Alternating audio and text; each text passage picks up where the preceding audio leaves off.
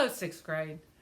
This week we're going to do two things. We're going to finish our Marty Cooper photographs. Many of you have already sent me the 2 photographs and you've all gotten A's, whoever has completed that assignment. The rest of you need to get on it and get those 2 emailed to me. And then we're going to start another project. So let me show you what the next project is going to be. Roy Liechtenstein is an American pop artist who worked during the 60s and 70s along with people like Andy Warhol in New York City.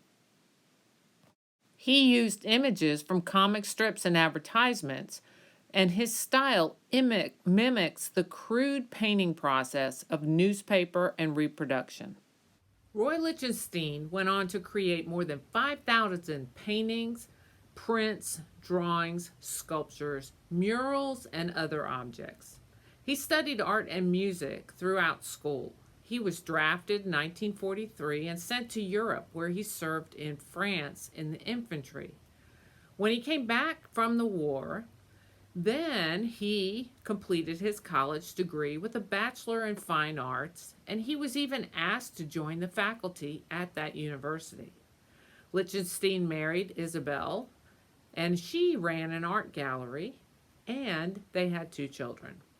He went on to get his master's degree and was quite influenced by one of his professors called Holt Sherman, who questioned why some art is considered good art and other art is considered not good art.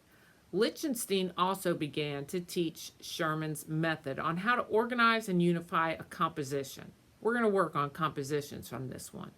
He was so appreciative of Sherman's ideas that he even named his son's middle name Holt, Sherman's first name also.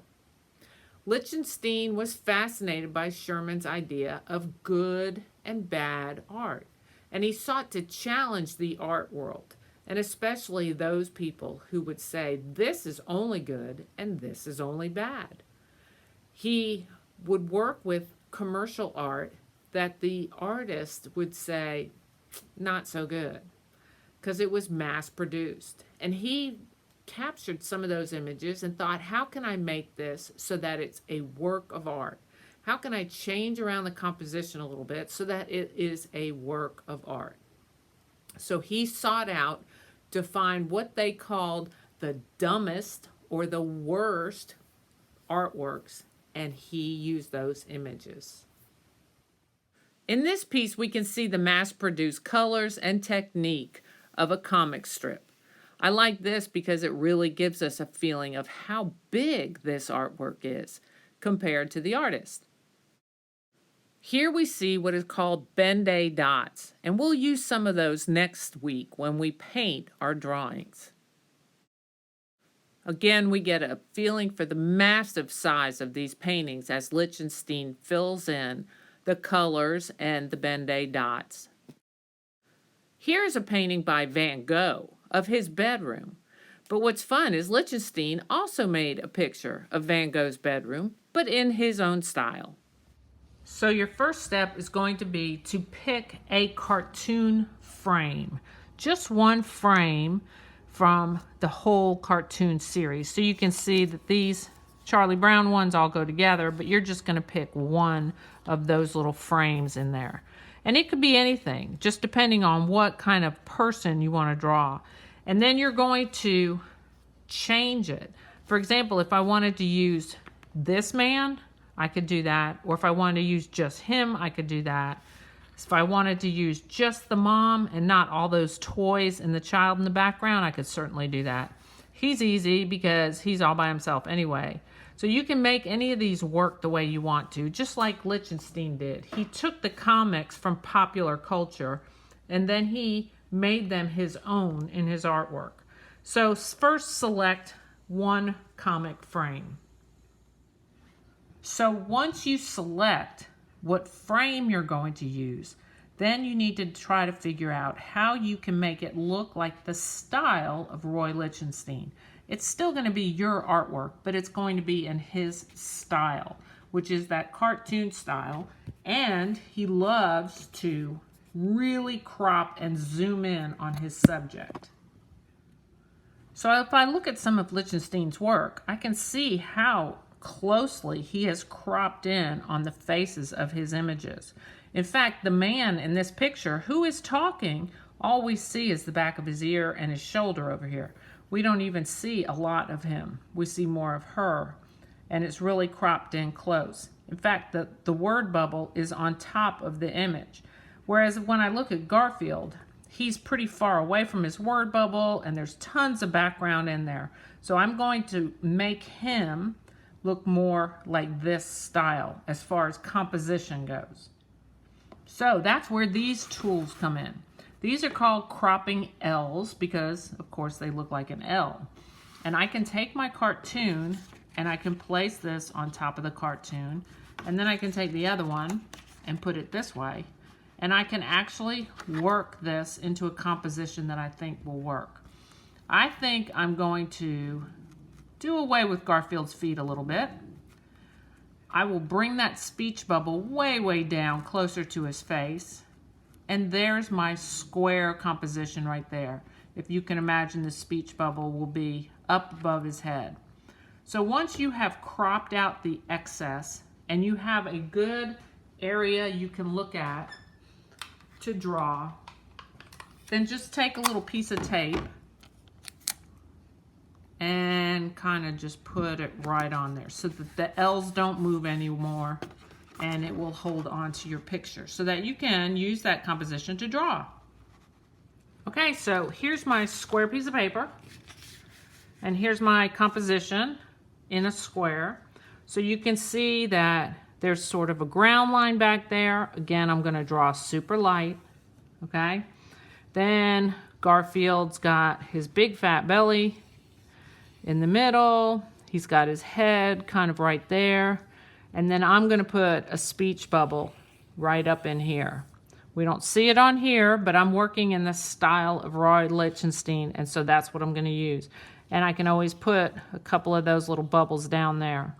So let me work this out and draw it on there. I'll have his little hand right here. You can see how lightly I'm sketching it in, and then I'll go back and fill in those details more precisely. So let me work on that. Okay, so I have taken my little composition and I have put it on this square piece of paper, a lot bigger, but you can see how it's the same image. And then in this space up here, I put my speech bubble. So now my job is to figure out what to put into that speech bubble that could be a little bit current. It could be about school, it can be about Hollywood, movies, anything that's going on right now, even something in school, that would be fine too. And then when you have everything just the way you want it, nice and light, you're going to outline with a Sharpie. One of the things I want you to notice is how some of the lines are put together.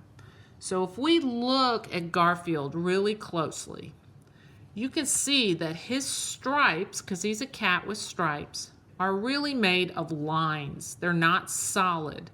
So that's one of the things I can do with my Sharpie, is I can make those little triangular line shapes with my Sharpie and not make them solid, just like that in there. And that would be much like Roy Lichtenstein did also.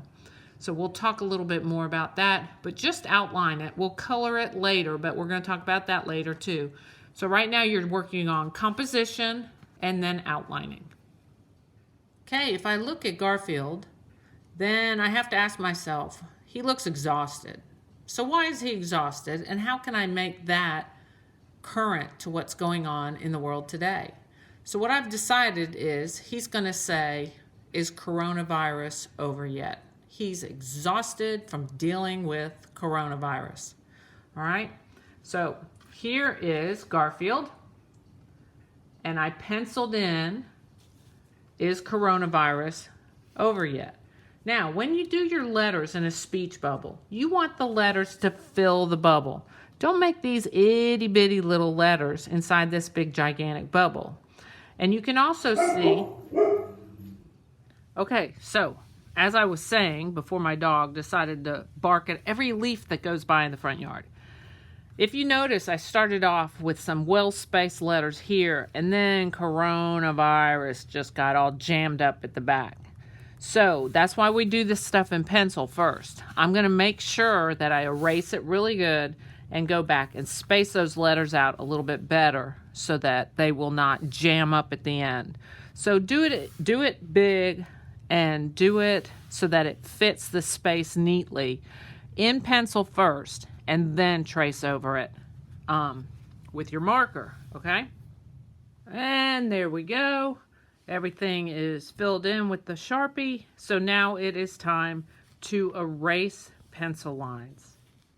Okay, I erased all my pencil lines. I would like for you to get this far today, and then we will paint or color it next time. So you want to pick one frame of a cartoon. You want to crop the image and change it into a good composition, much like Roy Lichtenstein. And then you want to give it some kind of current flair in your speech bubble. It could be about the Kardashians. It could be something about Woodacres. It could be anything you want to. You can, sky's the limit. You can really make it something that's current and applicable to our situation here. Have fun with this. Bye-bye. Don't forget to put your name in pencil on both pieces of paper.